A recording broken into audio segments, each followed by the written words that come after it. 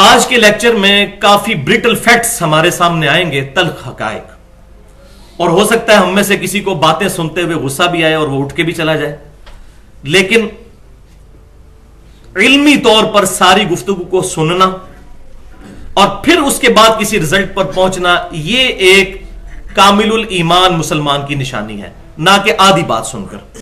مسئلہ وصی رسول صلی اللہ علیہ وسلم، یعنی وہ شخصیت کون ہے جس کے لیے نبی صلی اللہ علیہ وسلم نے اپنے بعد وصیت فرمائی تھی کہ یہ میرا نائب ہوگا، اور حدیث قرطاس پر گفتگو کرنے سے پہلے ایک شیطانی وسوسے کو یہاں پر ہی کل کر لیا جائے، تاکہ جو اہل تشیع کا ذہن اہل سنت کی طرف سے خراب کیا گیا ہے کہ یہ لوگ سیدنا علی کے فضائل کے قائل نہیں، تو میں نے تو ایک کنکلوڈنگ بات ہی امام اہل سنت کی کر دی شروع میں، لیکن اب میں یہ چاہ رہا ہوں کہ یہاں پر 5 صحیح الاسناد احادیث اور 5 کی 5 صحیح بخاری اور صحیح مسلم سے، باہر سے نہیں کہ صحت کا مسئلہ پڑ جائے۔ یہ میں شروع میں پنجتن پاک کی نسبت سے، جو میں نے پچھلی دفعہ بھی بتایا تھا کہ سیدنا علی، حسن، حسین اور سیدہ فاطمہ اور سیدنا علی کو حضور صلی اللہ علیہ وسلم نے اپنی چادر کے نیچے لیا، صحیح مسلم انٹرنیشنل نمبرنگ کے مطابق 6261 نمبر حدیث ہے۔ آپ صلی اللہ علیہ وسلم نے اللہ کے حضور جو ہے وہ ریکویسٹ کرتے ہوئے یہ آیت پڑھی، انما یرید اللہ لیذھب عنکم الرجس اہل البیت ویطہرکم تطہیرا، بے شک اے نبی کے گھر والو، سورہ الاحزاب کی آیت نمبر یہ 33 ہے، اللہ تو یہی چاہتا ہے کہ تم سے ہر طرح کی ناپاکی دور کر دے اور تمہیں خوب صاف ستھرا کر دے۔ اور 5 کی نسبت اس اعتبار سے بھی ہے کہ خلفائے راشدین بھی 5 ہیں، ایون امام ابن تیمیہ رحمۃ اللہ علیہ المتوفا 728 ہجری، جو کٹر اینٹی شیعہ تھے، انہوں نے بھی منہاج السنہ کے اندر اور باقی کتابوں میں اپنے فتاوی میں یہ بات لکھ دی کہ صلح حسن کے بعد 41 ہجری میں خلافت راشدہ ختم ہوئی، خلیفہ راشد یہ 5 ہیں، سیدنا ابو بکر، سیدنا عمر، سیدنا عثمان، سیدنا علی اور سیدنا حسن ابن علی رضی اللہ عنہم اجمعین، اور سیدنا معاویہ رضی اللہ تعالیٰ عنہ اور ان کا بیٹا یزید، یہ دونوں خلیفہ نہیں ہیں راشد بلکہ اسلام کے بادشاہ ہیں۔ اور بات بھی ٹھیک ہے، آپ صلی اللہ علیہ وسلم نے فرمایا، اور یہ حدیث بھی انہوں نے کوٹ کی، مسند امام احمد کی، جامعہ ترمذی کی، سنن ابی داؤد کی، کہ میرے بعد خلافت 30 سال رہے گی۔ آپ صلی اللہ علیہ وسلم کی وفات ہوئی 11 ہجری میں ربیع الاول کے مہینے کے اندر، تاریخ پتہ نہیں ہے، بہرحال دن سوموار تھا، اور 41 ہجری میں ربیع الاول کے مہینے میں ہی صلح حسن ہوئی، تو اس لیے سیدنا حسن کے 6 مہینے بھی سیدنا علی کے بعد وہ خلافت راشدہ ہیں۔ اور یہاں پر یہ میں بات شروع میں ہی کانٹا نکال دوں کہ چند ناسبیوں نے یہ جھوٹ مچا دیا ہے کہ سیدنا علی نے سیدنا حسن کو اپنا خلیفہ بنایا تھا، تو حضرت معاویہ نے اگر اپنے بیٹے یزید کو بنا لیا تو اس میں کون سے جرم والی بات ہے؟ تو یہ بات یاد رکھیں، یہ بالکل سفید جھوٹ ہے۔ اہل سنت اور اہل تشیع کے ہاں میں دونوں طرف چیلنج کرتا ہوں، کوئی بندہ مجھے صحیح سند کے ساتھ ایک روایت بتا دے کہ سیدنا علی نے اپنے بعد سیدنا حسن کو خلیفہ بنایا ہو۔ ہاں، آپ نے یہ ضرور کہا تھا کہ میرے بعد اگر حسن کو چنو گے تو میں اسے منع بھی نہیں کروں گا، اور نہ میں تمہیں اس بات کا حکم دیتا ہوں تم اپنا امیر خود چنو، میں اسی طریقے سے تمہیں چھوڑ کر مروں گا جس طرح ہمارے آقا و مولا سیدنا امام اعظم محمد رسول اللہ صلی اللہ علیہ وسلم ہمیں چھوڑ کر گئے تھے اور ہم نے اپنا امام خود چنا تھا۔ میں اپنے سر پہ یہ بار نہیں لوں گا۔ 11,000 وولٹ حدیث قرطاس۔ تو اللہ کی مدد سے کوشش کریں گے کہ اس ایشو کو پازیٹیولی ریزالو کیا جائے۔ ابن عباس رضی اللہ تعالی عنہما، حضور کے کزن عباس ابن عبد المطلب کے بیٹے، وہ بیان کرتے ہیں، یہ بخاری میں بھی ہے اور مسلم میں بھی، کہ جب رسول اللہ صلی اللہ علیہ وسلم پر مرض الموت کے آثار ظاہر ہونے لگے تو اس وقت گھر میں کچھ افراد موجود تھے، ان میں سیدنا عمر ابن خطاب بھی تھے۔ نبی صلی اللہ علیہ وسلم نے فرمایا، لاؤ میں تمہیں ایک تحریر لکھ دوں جس کے بعد تم کبھی گمراہ نہیں ہوگے۔ سیدنا عمر نے کہا، آپ صلی اللہ علیہ وسلم پر تکلیف کا غلبہ ہے اور تمہارے پاس قرآن موجود ہے، تمہارے لیے قرآن اللہ کی کتاب ہی کافی ہے۔ سیدنا عمر کی اس بات پر گھر میں موجود افراد میں اختلاف پڑ گیا اور وہ جھگڑ پڑے۔ کوئی کہہ رہا تھا لاؤ رسول اللہ تمہیں لکھ دیں صلی اللہ علیہ وسلم، اور کوئی وہی کہہ رہا تھا جو سیدنا عمر کہہ رہے تھے۔ چنانچہ جب شور و غوغا اور اختلاف زیادہ ہو گیا تو رسول اللہ صلی اللہ علیہ وسلم نے فرمایا، میرے پاس سے اٹھ جاؤ۔ حضور غصے میں آ گئے اور فرمایا چلو ادھر سے نکل جاؤ. عبید اللہ نے بیان کیا کہ ابن عباس فرمایا کرتے تھے سب سے بڑی مصیبت یہ تھی کہ ان صحابہ کا اختلاف اور شور جو رسول اللہ صلی اللہ علیہ وسلم اور آپ کی تحریر کے درمیان حائل ہو گیا. یہ ایک سند اس کی. اور دوسری سند جو بخاری میں 4431 اور مسلم میں 4232 دوسرا ترک. یہ بڑا رکت انگیز ہے. سیدنا ابن عباس نے ایک دن کافی عرصے کے بعد، نبی صلی اللہ علیہ وسلم کی وفات کے بعد، سیدنا علی کی بھی شہادت کے بعد بیٹھے ہوئے تھے، تو ایک دن انہوں نے کہا ہائے جمعرات کا دن، ہائے جمعرات کا دن، یہ کہنا شروع کیا. پھر اتنا روئے کہ سامنے ان کے جو سنگریزے تھے وہ تر ہو گئے ان کے آنسوؤں سے، یعنی زمین ساری گیلی ہو گئی، اتنا روئے. وہ بات ہی رونے والی تھی. تو راوی کہتے ہیں کہ میں نے کہا کہ اے ابن عباس جمعرات کے دن کیا ہوا تھا؟ انہوں نے فرمایا اس روز رسول اللہ صلی اللہ علیہ وسلم کی تکلیف شدت اختیار کر گئی. آپ صلی اللہ علیہ وسلم نے فرمایا مجھے شانے کی ہڈی دو، میں تمہیں تحریر لکھ دوں، اس کے بعد تم کبھی گمراہ نہیں ہوگے. اس وقت ظاہر ہڈی پر، چمڑے پر، اس طرح کی چیزوں پر لکھا جاتا تھا، کاغذ تو نہیں ڈیولپ ہوا تھا. انہوں نے اختلاف کر لیا، حالانکہ نبی کے ہاں تنازع مناسب نہیں تھا. یہ الفاظ ذرا یاد رکھیں، یہ میرا فتویٰ نہیں ہے. ابن عباس کہہ رہے ہیں کہ حضور کے سامنے یہ بدتمیزی والا کام نہیں کرنا چاہیے تھا. اور کچھ نے یہاں تک کہا کہ ان کی کیا حالت ہے، کیا آپ صلی اللہ علیہ وسلم مرض کی وجہ سے ایسی باتیں کر رہے ہیں؟ انہیں سمجھنے کی کوشش کرو. پھر وہ آپ صلی اللہ علیہ وسلم سے بار بار پوچھنے کی کوشش کرتے رہے، لیکن آپ صلی اللہ علیہ وسلم نے فرمایا مجھے چھوڑ دو، مجھے میرے حال پر رہنے دو. میں جس حالت میں ہوں وہ اس سے جس کے لیے تم مجھے کہہ رہے ہو بہتر ہے. پھر آپ صلی اللہ علیہ وسلم نے 3 باتوں کی وصیت فرمائی، لیکن یہ باتیں لکھوانی نہیں تھی، وہ آپ کو پتہ بھی چل جائے گا بعد میں. کوئی یہ نہ سمجھے کہ یہ باتیں لکھوانی تھی، ورنہ تو زبانی پہلے بتا دیتے. آپ فرمایا مجھے چھوڑ دو میرے حال پر، مجھے اسی حال پر رہنے دو. تو آپ صلی اللہ علیہ وسلم نے 3 باتوں کی وصیت فرمائی. پہلی بات مشرکین کو جزیرہ عرب سے نکال دو. دوسری بات میرے بعد وفود جو نیو مسلمز آئیں گے ان کو بھی اسی طریقے سے عطیات دیتے رہنا جس طرح میں اپنی زندگی میں دیا کرتا تھا. اور راوی کہتے ہیں تیسری بات میں بھول گیا، وہ باقی کتابوں میں ملتا ہے اشارتاً، صحیح مسلم میں انٹرنیشنل نمبرنگ کے مطابق 1188 نمبر حدیث ہے کہ نبی صلی اللہ علیہ وسلم نے اپنی وفات سے 5 دن پہلے یہ فرمایا تھا خبردار تم میں سے جو اگلے لوگ تھے جب ان میں سے کوئی نیک آدمی یا ان کا نبی فوت ہو جاتا تو اس کی قبر پر سجدے شروع کر دیتے تھے، میں تمہیں اس بات سے منع کرتا ہوں. اور کافی احادیث ہیں بخاری اور مسلم میں بھی سیدہ عائشہ کی، بلکہ سیدہ عائشہ کے پھر الفاظ ہیں کہ آپ صلی اللہ علیہ وسلم نے اپنی وفات کے دنوں میں بار بار اپنی چادر جو ہے وہ اپنے سر مبارک سے ہٹاتے اور ایک ہی بات کرتے، اللہ کی لعنت ہو یہود و نصارہ پر، کہ جب ان میں سے کوئی نبی فوت ہو جاتا تھا تو اس کی قبر پر سجدے شروع کر دیتے تھے. اور سیدہ عائشہ کے کامنٹس ہیں بخاری اور مسلم میں ساتھ ہی کہ اگر اس بات کا خطرہ نہ ہوتا کہ لوگ رسول اللہ صلی اللہ علیہ وسلم کی قبر پر سجدے شروع کر دیں گے تو ہم آپ صلی اللہ علیہ وسلم کی قبر مبارک کو زائرین کی زیارت کے لیے اوپن چھوڑ دیتے، لیکن ہمیں ڈر تھا، حضور صلی اللہ علیہ وسلم ہمیں اس سے ڈرا رہے تھے. اس میں میرا پورا لیکچر ہے 2 گھنٹے کا، ولادت مصطفیٰ اور رسول اللہ کی آخری وصیتیں، اہل سنت پاک.com پر مسئلہ نمبر 63 کے نام سے. اور ایک ریسرچ پیپر بھی ہے، ریسرچ پیپر نمبر 1 رسول اللہ کی آخری وصیتیں، اہل سنت پاک.com پر صلی اللہ علیہ وسلم. تو اس پوری حدیث کا آپ کو جو ہے وہ ایک سٹرکچر سامنے نظر آ گیا. اس میں 2 الفاظ ہیں جو میں چاہ رہا ہوں کہ میں ان کو یہاں پر ہی ایڈریس کر دوں، جو بڑے خطرناک الفاظ ہیں. ایک لفظ وہ ہے جو سیدنا عمر کی زبان سے نکلا، اس کا میں عربی جو ورڈنگز ہے وہ پڑھتا ہوں، جو پہلی والی ترک میں تھی. غلبہ علیہ الوجع، کہ نبی صلی اللہ علیہ وسلم پر بیماری کی شدت ہے.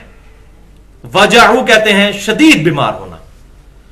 اب اس بات کی تعویل بھی ہو سکتی ہے کہ سیدنا عمر رضی اللہ تعالیٰ عنہ کا کہنے کا مقصد یہ ہو کہ نبی صلی اللہ علیہ وسلم سخت بیمار ہیں، ان کو ان کے حال پر چھوڑ دو، تنگ نہ کرو، تکلیف میں.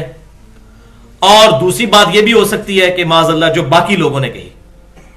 تو سیدنا عمر کے بارے میں تو ہم یہ گمان نہیں کرتے کیونکہ یہ الفاظ کی تعویل ممکن ہے، تو یہاں تو ہم تعویل کریں گے کیونکہ جب دونوں طرف مطلب جاتا ہے تو ایک مسلم سے پازیٹو حسن ظن رکھنا چاہیے. لیکن جو دوسری روایت ہے نا ہائے جمعرات کا دن، اس میں سیدنا عمر کے الفاظ نہیں ہے، اس میں ہے کہ لوگوں نے کہا. اور ظاہر ہے کہ اس وقت بھی سارے پڑھے لکھے اور سمجھدار لوگ تو نہیں تھے صحابہ میں.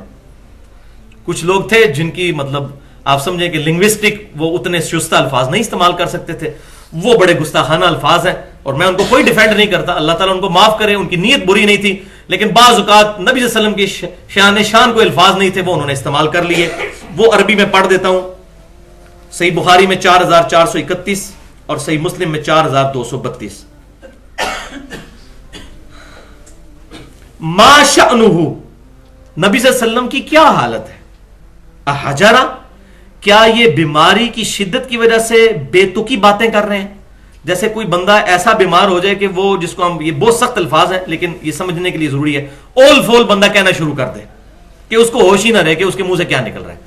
اس کے لیے یہ عربی ڈکشنری القاموس میں بالکل ایمانداری کے ساتھ یہ الفاظ موجود ہیں. اور میں سلام پیش کرتا ہوں جمعیت اہل حدیث ہند کے جو صدر تھے، جنہوں نے صحیح بخاری کی شرح لکھی ہے 8 جلدوں پر، داؤد راز رحمت اللہ علیہ.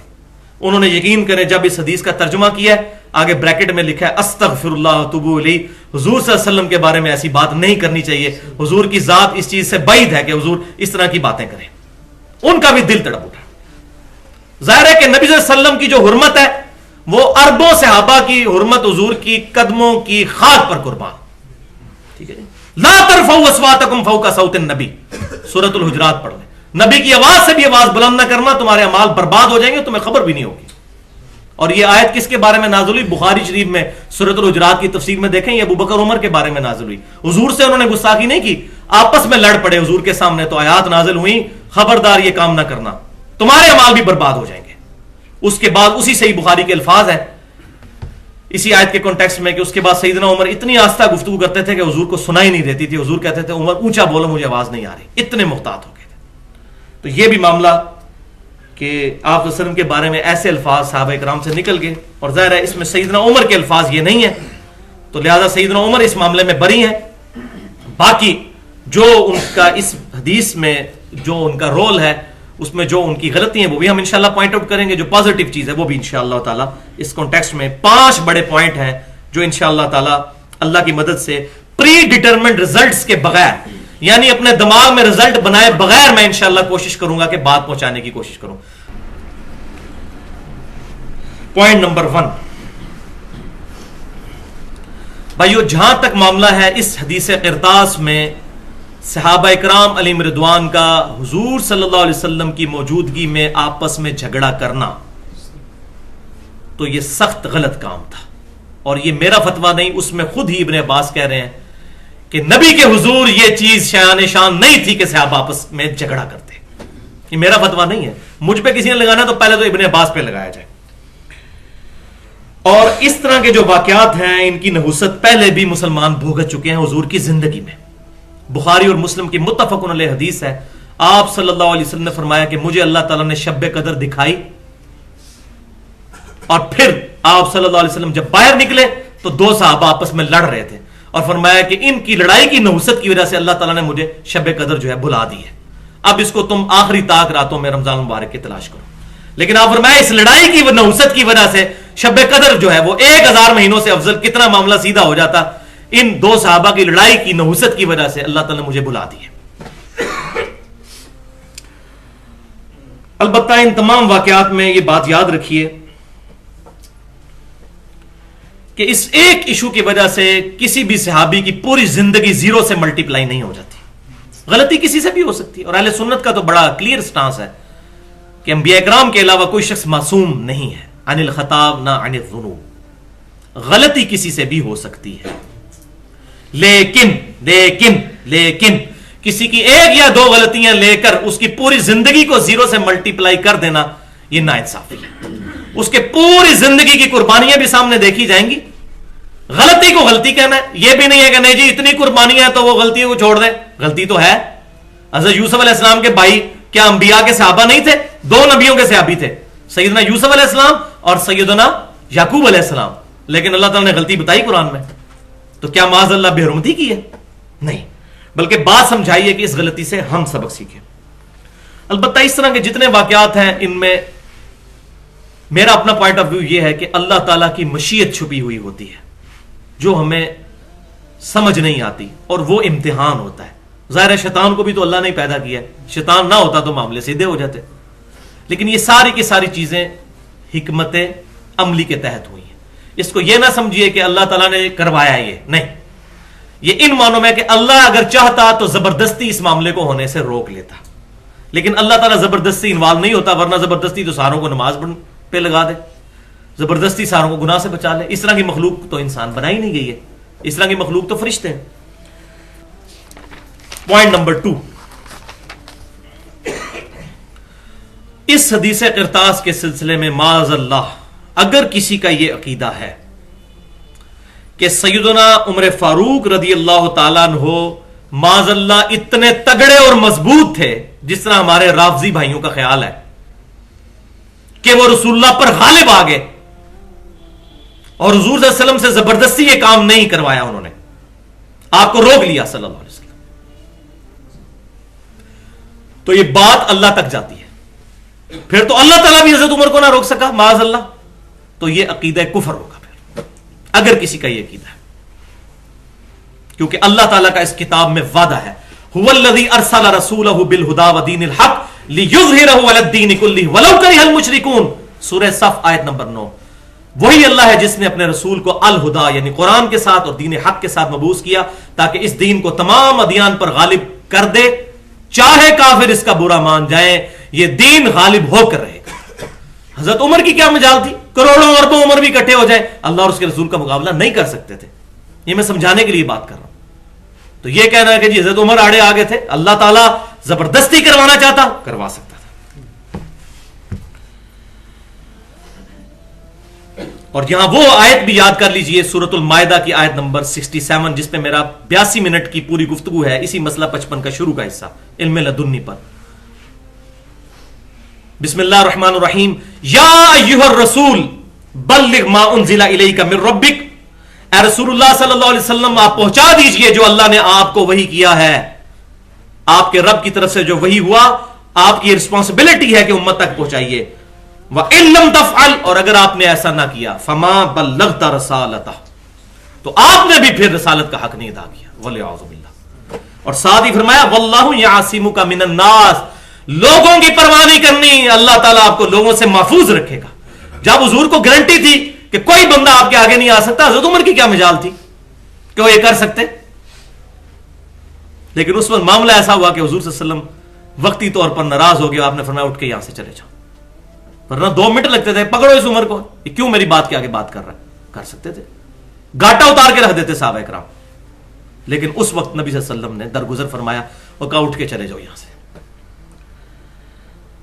تو سیدہ عائشہ بھی یہی آیت تلاوت کیا کرتی تھی، بخاری اور مسلم کی متفق علیہ حدیث ہے، اور کہا کرتی تھی کہ جس کا یہ عقیدہ ہے کہ رسول اللہ صلی اللہ علیہ وسلم نے سارا دین امت تک وہی نہیں پہنچائی تو وہ اللہ اور اس کے رسول پر جھوٹ باندھنے والا ہے. قرآن پڑھ کے دیکھو، یا ایھا الرسول بلغ ما انزل الیک من ربک. پوائنٹ نمبر 3،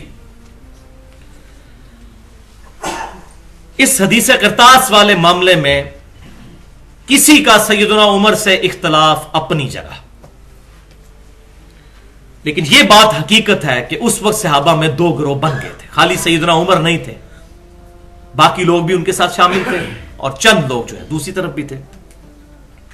لیکن یہ تمام کے تمام معاملات بدنیتی کی وجہ سے نہیں ہوئے، بلکہ سیدنا عمر کی جو مشورہ دینے کی عادت تھی اس کی وجہ سے ہوئے. اور یہ کوئی پہلی دفعہ نہیں ہوا. حضرت عمر کی عادت تھی مشورے دینے کی، اور کبھی ان کے مشورے صحیح ہوتے تھے تو حضور قبول بھی کر لیتے تھے، اور جب غلط ہوتے تھے حضور قبول نہیں کرتے تھے. یہاں بالکل معاملے الگ ہوا. آپ صلی اللہ علیہ وسلم اتنے ناراض ہوئے، آپ صلی اللہ علیہ وسلم فرمایا اٹھ کے یہاں سے چلے جاؤ. اس کی مثال میں آپ کو دیتا ہوں. صحیح مسلم میں حدیث ہے کہ نبی صلی اللہ علیہ وسلم نے سیدنا ابو ہریرہ کو یہ بشارت دی کہ یہ بشارت میری طرف سے سنا دو کہ جس نے ایک دفعہ صدق کے دل سے کلمہ شہادت پڑھ لیا، اللہ اور اس کے رسول کی گواہی دے دی صلی اللہ علیہ وسلم، وہ جنت میں جائے. اور یہ میری جوتیاں بھی لے دو ثبوت کے طور پر کہ میں پروفٹ کی طرف سے آ رہا ہوں. تو سیدنا ابو ہریرہ نے وہ جوتیاں اٹھائیں حضور صلی اللہ علیہ وسلم کے نالین مبارک، اور گلیوں میں شور مچاتے ہوئے جا رہے ہیں کہ جس نے ایک دفعہ بھی کلمہ پڑھا وہ جنت میں جائے گا. سیدنا عمر آگے سے آگے. حضرت ابو ہریرہ کی بدقسمتی، انہوں نے جناب ان کو سیدھا یہاں سے پکڑا اور کہا یہ کیا کر رہا ہے تو؟ لوگوں کو عمل سے دور کر رہا ہے اور مارنا شروع کر دیا. ان کا مجھے حضور نے بھیجا ہے. ان کا میں پہلے حضور سے جا کے فیصلہ کرواؤں گا, حضور نے بھیجا بھی ہے کہ تو خود ہی آ گیا ہے. تو مارتے ہوئے حضور صلی اللہ علیہ وسلم کے پاس لائے تو نبی صلی اللہ علیہ وسلم نے فرمایا اس کو نہ مارو, یہ میری اجازت سے کیا تھا. کہ یا رسول اللہ صلی اللہ علیہ وسلم اگر آپ یہ بات ہم عام کریں گے تو لوگ تو پھر عمل کرنا ہی چھوڑ دیں گے. تو پھر آپ صلی اللہ علیہ وسلم فرمایا اچھا ٹھیک ہے, پھر لوگوں کو عمل کرنے دو, یعنی اس کو عام نہ کرو اس طرح. لیکن ظاہر حدیث تو آ گئی کتابوں میں, لیکن اس کی بنیاد پر وہ ہمیں نظر آ رہا ہے آج مسلمانوں میں وہ سارا فتنہ. جی ایک دفعہ کلمہ پڑے, جو بھی ہے ایک پھیرا لگے گا دوزخ کا, پھر جنت ہی ٹوری جانا ہے. ایک پھیرا لگے گا دوزخ کا, الٹیمیٹلی جنت میں چلے ہی جائیں گے.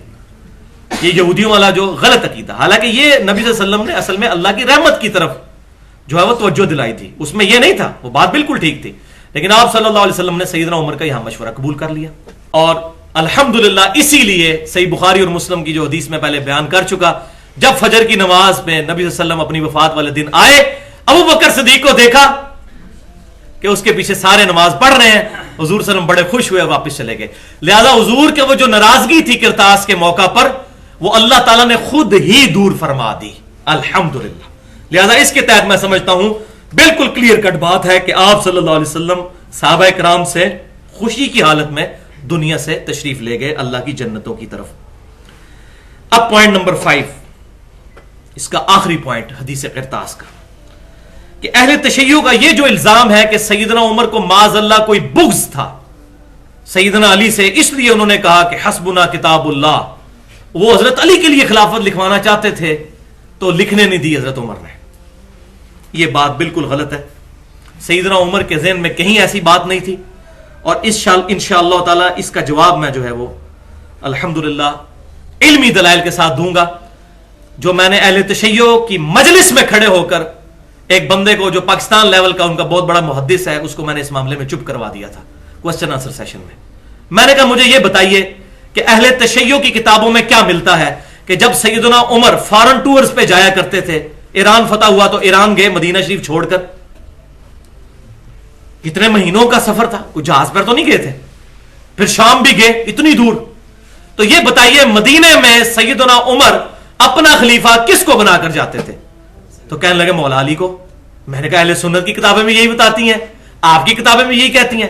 میں نے کہا اگر اس دوران سیدنا عمر شہید ہو جاتے تو خلیفہ کون ہوتا؟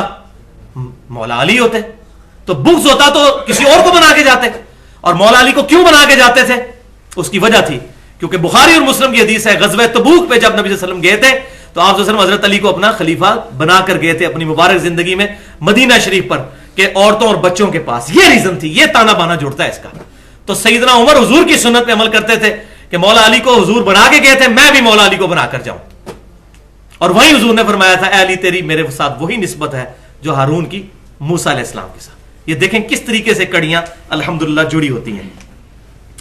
اچھا, حتیٰ کہ صحیح بخاری میں انٹرنیشنل نمبرنگ کے مطابق 3700 نمبر حدیث ہے کہ سیدنا عمر فاروق رضی اللہ تعالیٰ عنہ کو جب زخم لگا 28 ذوالحجہ 23 ہجری میں اور یکم محرم 24 ہجری میں ان کی شہادت ہوئی. اس زخم کے دوران آپ رضی اللہ تعالیٰ عنہ نے بڑی سختی سے فرمایا کہ میں ان 6 بندوں کے علاوہ کسی کو خلافت کا اہل نہیں مانتا. پہلا نام مولا علی کا لیا سیدنا عمر نے, علی, عثمان, طلحہ, زبیر, سعد بن ابی وقاص اور عبد الرحمن بن عوف. ان 6 سے باہر خلیفہ کو نہ چننا. یعنی سیدنا عمر فاروق رضی اللہ تعالی عنہ کم از کم سیدنا علی اور عثمان کو ایک درجے پر مانتے تھے. یہ جو بعد میں اہل سنت میں ہے کہ حضرت عثمان افضل ہے یا علی افضل ہے, یہ کنٹروورشل بات ہے. سیدنا عمر ان کو برابر کے لیول کا سمجھتے تھے, اسی لیے انہوں نے کسی ایک کو نامزد نہیں کیا.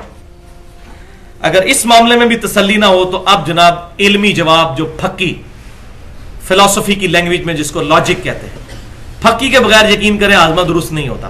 اور یہ کوئی سخت لفظ نہیں ہے, پنجابی میں لفظ استعمال ہوتا ہے, یہ مزاح کے طور پر میں استعمال کر رہا ہوں, کسی کو کرٹیسائز کرنے کے لیے نہیں. وہ یہ ہے کہ صحیح بخاری اور مسلم کی متفقن علیہ حدیث ہے کہ غزوہ خیبر کے موقع پر آپ صلی اللہ علیہ وسلم نے سیدنا علی کے ہاتھ جھنڈا دیا تھا, یہ ہم پہلے سن چکے. اور صحیح مسلم میں ہی ایک ترک اسی حدیث کا ہے انٹرنیشنل نمبرنگ کے مطابق 4678 صحیح مسلم میں.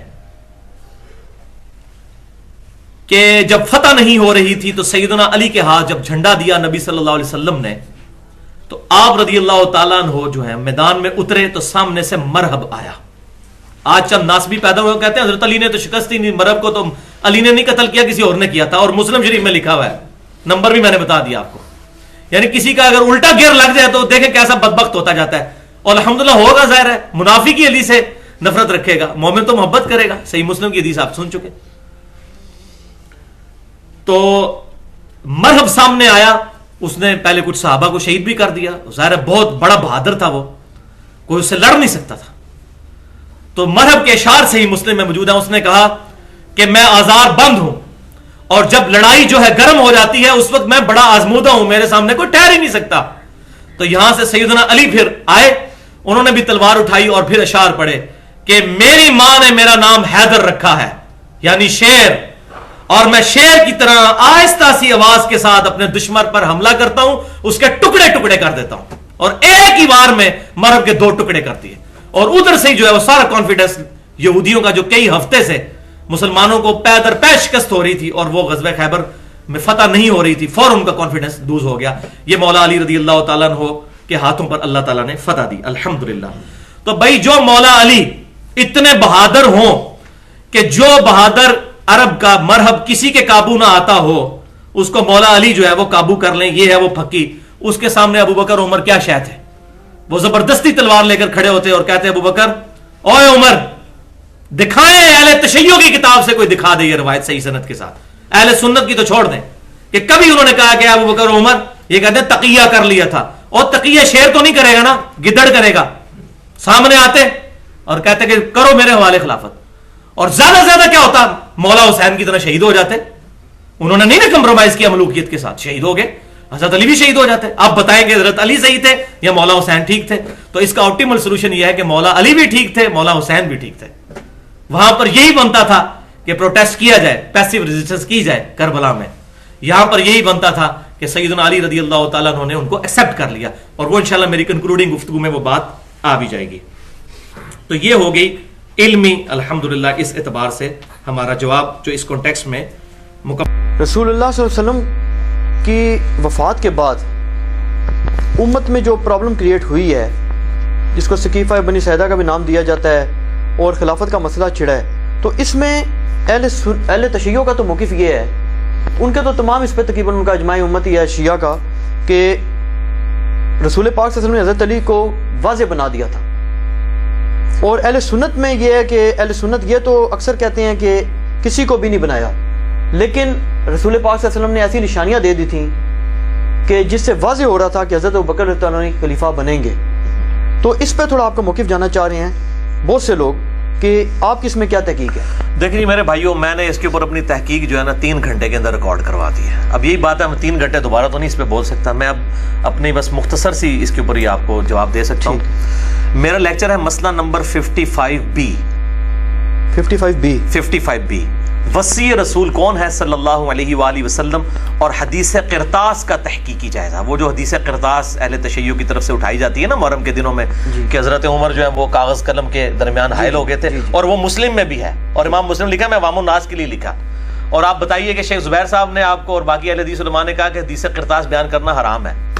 نہیں حرام نہیں, انہوں نے کہا کہ کرنی نہیں چاہیے اس وجہ سے کہ پھر فتنہ پھیلے گا, فتنہ پڑے گا. تو امام مسلم جو ہے نا یہ فتنہ پھیلا گئے, نعوذ باللہ من ذالک.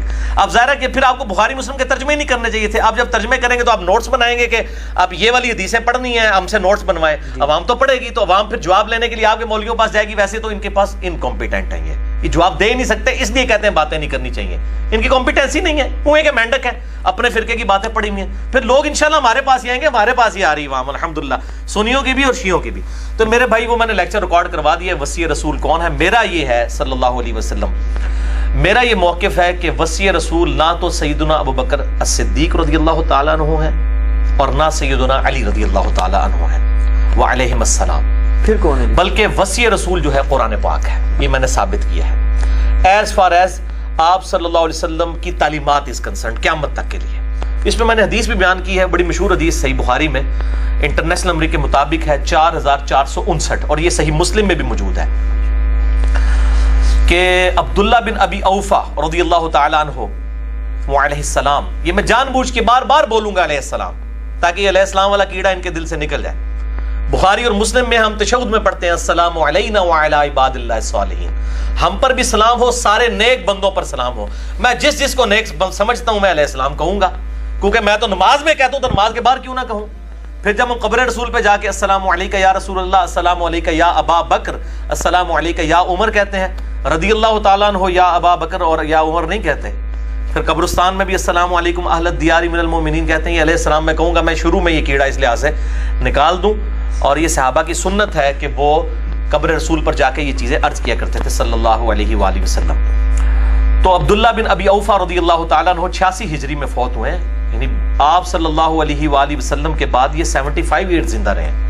ان سے سیدنا طلحہ نے پوچھا کہ بتائیے نبی صلی اللہ علیہ وسلم نے اپنا وصی کسی کو بنایا تھا؟ انہوں نے کیٹاگوریکلی ڈینائی کیا کہ نہیں، البتہ آپ صلی اللہ علیہ وآلہ وسلم نے ہمیں قرآن پہ چلتے رہنے کی وصیت کی تھی۔ اور صحیح مسلم میں جو حدیث ہے نا جی، حجۃ الوداع والا خطبہ، اس میں صرف قرآن کا ذکر ہے۔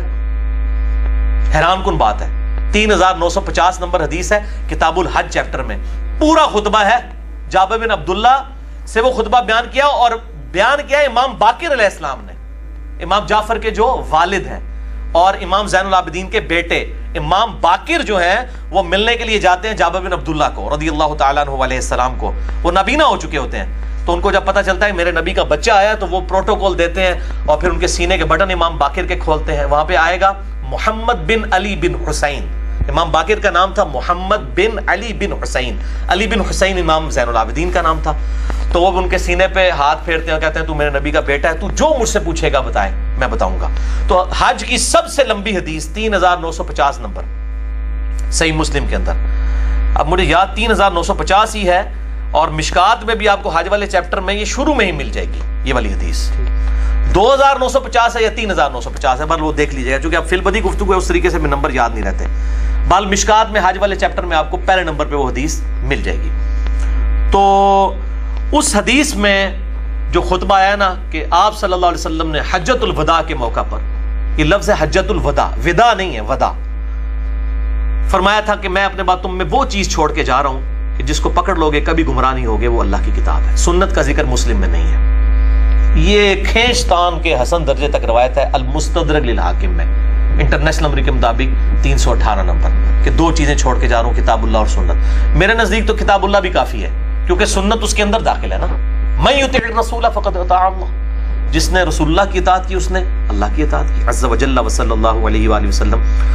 تو اس حدیث میں کتاب اللہ کا ذکر موجود ہے، وصی رسول جو ہے وہ کتاب اللہ ہے حضرت عبداللہ ابن ابی اوفا کے تحت۔ بہرحال جو پولیٹیکلی وصی رسول خلیفۃ الرسول، اسی دیکھیں ہم اہل سنت بھی خلیفۃ الرسول حضرت ابوبکر صدیق کو کہتے ہیں رضی اللہ تعالیٰ عنہ، وصی رسول نہیں کہتے ہیں، خلیفۃ الرسول یعنی آپ کے بعد خلیفہ چنے گئے۔ ٹھیک ہے، صحیح مسلم میں حدیث ہے، اما عائشہ رضی اللہ تعالیٰ عنہ سے پوچھا گیا کہ بتائیے نبی صلی اللہ علیہ وسلم اگر اپنا وصی کسی کو بنا کے جاتے پولیٹیکلی کس کو بناتے؟ انہوں نے کہا میرا خیال ہے کہ ابو بکر کو بناتے ہیں۔ پوچھا اس کے بعد، کہا کہ عمر کو۔ پوچھا اس کے بعد تو کہا کہ ابو عبیدہ ابن جراح کو۔ یہ حضرت اما عائشہ خود کہہ رہی ہیں، ورنہ وہ کہتے ہیں میرے باپ کو بنا کے گئے، مجھ سے سوال کیوں کرتے ہو؟ ٹھیک ہے، اس لیے کہ صحیح بخاری میں حدیث ہے انٹرنیشنل نمبر کے مطابق 4460 نمبر، اما عائشہ کہتی ہیں نبی صلی اللہ علیہ وسلم کی وفات میری گود میں ہوئی ہے، آپ نے کسی کے لیے کوئی خلافت کی وصیت نہیں کی ہے۔ باقی جو انڈائریکٹ نکالتے ہیں نا جی مصلے پہ کھڑا کر دیا تھا، تو آپ صلی اللہ علیہ وسلم کے مصلے پہ صرف حضرت ابو بکر نہیں کھڑے ہوئے ہیں، سیدنا ابو بکر سیدنا علی نے بھی نمازیں پڑھائی ہیں۔